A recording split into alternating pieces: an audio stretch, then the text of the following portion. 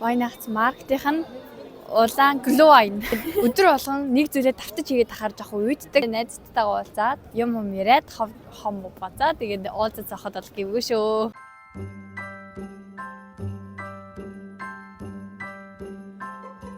Have a holly jolly Christmas. It's the best time of the year.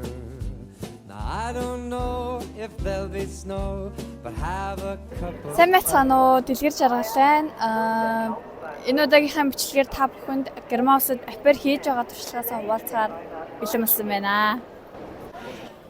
За би одоо Германд ирээд ингээд 10 сар болж байна. Энэ хугацаанд хамгийн сүүлд ярилцлага өгөхөд 8 сард ярилцлага өгсөн. Тэрнээс хойш юу болсон бэ гэхлээр 10 сард би Парис явж байгаа цуслаад Монгол явсан 14 хоног амралтаараа тэгээд гэрээхэндээ хилээгөө очсон болохоор аав ээжт манаас амар том сюрприз болсон ингээ ажиллаа хийгээд байж байгаа гэж атсан. Өнө маргааш ингээ хаалгаар тогшоод ороод тэгэхээр амар манай гэрийнхэн бүгд уйлаа амар гоё эсэн. Тэгээд Монголоос буцаж ирснээс хойш 2 сар өнгөрч байна. Одоо бол би хилээ сураад яг ажиллаа хийгээд тэгээд ингээ амралтын өдрүүдээрээ Wine-аас маркет хийсээ тэгээд зугаалаад ингээ явж байна. Би ингээд өмнөх бичлэгээрээ би хоёр аперийн жилиг дуусгаад би хоёр заавал хүрнэ.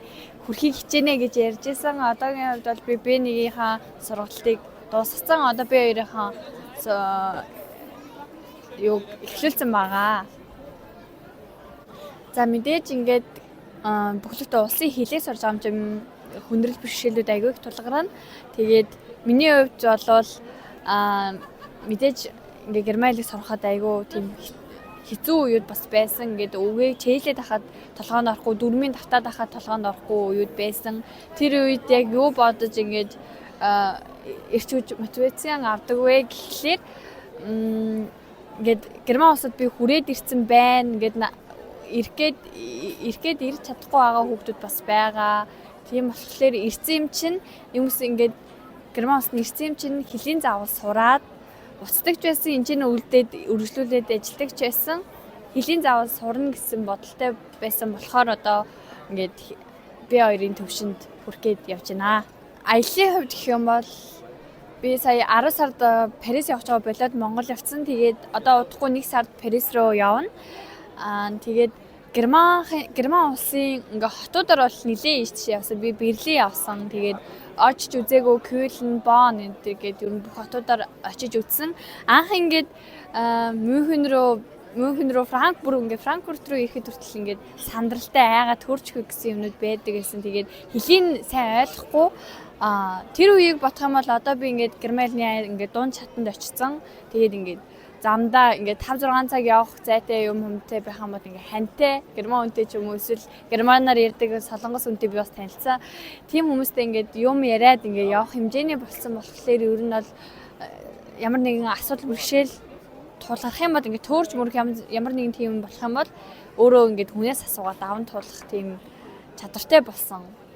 Манай айл болохоор мэдээж надад амар айгүй сайн бүх зүйл дээр тусалдаг бичиг баримт ингээд бүрдүүлэх янз бүрийн тийм туслаа шаардсан үед бол хизээд бэлэн ингээд миний ард ингээд бэлэн байж идэг. Тэгээд Монголын талаар бол манай айлын хувьд манай өмнөх апер ихч болон надаас бол нэлийн мэдээлэлтэй болсон. Ингээд Монголын соёл, Монгол хүмүүс ингээд ямар хоол унд иддэггүй. Тэгээд Монголын газар нутгийн хэмжээ гэв. Ер нь бол Монголд аягүй дуртай. Тэгээд тийм ч болохоор одоо дараа жилээс апер авахыг Монгол хүнээр сонгосон байгаа.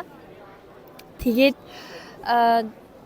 дараа жилийн 100 манай айлынхан болон би манай өмнөх апергч бид нэр ингээд Монгол руу аялал хийхээр төлөвлөсөн байгаа.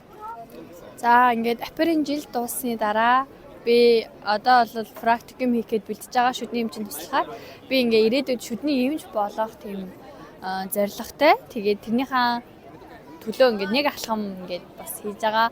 Практикум хийх газраа олцсон байгаа. Тэгээд аперын жил дуусны дараа практикум хийхэд төлөвлөж байгаа. Би ингээд апер хийсний 1 жилийн хугацаанд яг юу сурч авсан бэ гэхэлэр мэдээж Европ улсад ирээд үссэн. Европ хүмүүсийн зан характерыг мэдсэн. Тэгээд аливаа зүйл аюу тийм тайвнаар юмыг аюу тайвнаар хүлээж аваад тайвнаар шийдэж сурсан. Мөн хүүхэд ирээдүйд одоо би мэдээж ээж олон тэгээд хүүхэд хүмүүжүүлэх тал дээр бол бүр best of болсон. Тэгээд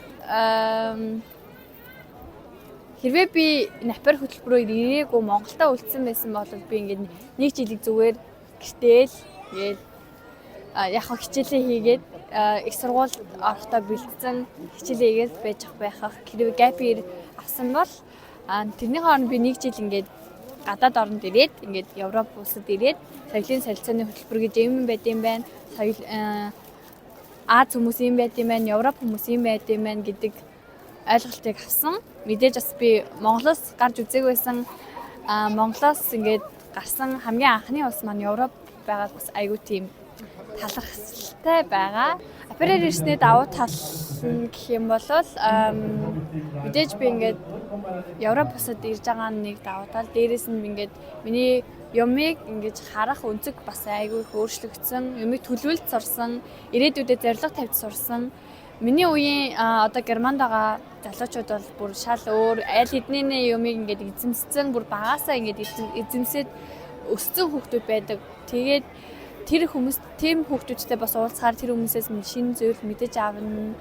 Илүү их өөрөөгөө хөгжүүлэх тал дээр амар боддог болсон. Ер нь бол апер хөтөлбөрөөр ирээд би дэлхийн ертөнцийг харах өөрийн гэсэн үнцгтэй болсон. Апер хөтөлбөрөөр Герман явахын давуу тал нь цаана нэгээд Европ улсад ирсэн болохоор тойроо шингэний улсуудаар аялах боломж бол дээлттэй. Дээрээс нь мэдээж Герман гэр бүлтэй хоёр дахь им гадаад гэр бүлтэй болно гэдэг нь өөрөө маш том давуу тал. Би одоо ингээд Германдаа үлдээд сурсан ч Монгол руу очиж сурсан ч Монгол сурчаад ингээд Германд ирэхэд намаа ингээд тусаад авах Герман гэр бүл байгаа гэхээр бас би амар баяртай байгаа. Би сая 8 сард Берлин явсан. Тэгээд мэдээж манай айлынхан бас тусалсан. Нөгөө Берлинд байртай. Тэгээд байрынхаа дэлгүүрийг өгөөд явуулсан. Тэгээд би тэнцээ 8 хосон. Тэгээд хошор хаус руу очисон. Нөгөө нэг яриадсэн Монгол ресторан руугаа очисон. Бүр үнэхээр бүр амар гоё амттай хоолтой юм байлээ. Тэр хошор би хошор 102 захиалчихсан. Тэгээд амар гоё амттай байсан. Хошор янз бүрийн төрөлтэй гардаг. Тэгээд мэдээж Берлинд байдаг те дурсгалтай үнэтэй гоё газруудаар явсан. Тийм тэгээд би Берлин очиод хамгийн гоё санагдсан зүйл болохоор нөгөө нэг хойд Герман өмнөд Герман хоёрыг нэгтгсэн тийм гөр юм хаалга гэдэг шүү дээ. Тинчээ очиод бас амар гоёсэн. Тэгээд тинчээ очиж зураг мургаад аруулаад ингээд яжсэн чи тийм нэг гэрэлний шоу болж исэн байхгүй яг тэр үед. Тэгээд тэр нь амар гоё санагдсан. Тэрээ би ингээд цаг ухраагаад ингээд апераар явах боломж олох юм бол би мэдээж Герман руу ирнэ. Яагаад гэвэл би энэ апераар ирсэн энэ жилийнхаа хугацаанд маш их зүйлийг сурж авсан, маш их зүйлтэй танилцсан, мэдээж маш их олон найз нөхдөдтэй болсон, шинэ гэр бүлтэй болсон. Тийм учраас би энэ шийдвэртээ хизээж харамсахгүй. Миний үеийн залуучууд хэрвээ шинэ оронд очиж үзмээр байвал, шинэ хэл сураад, шинэ найз нөхдөдтэй болоод ингээд өөрийгөө хөгжүүлмээр байвал энэхүү апер хөтөлбөр маань нээлттэй байгаа шүү.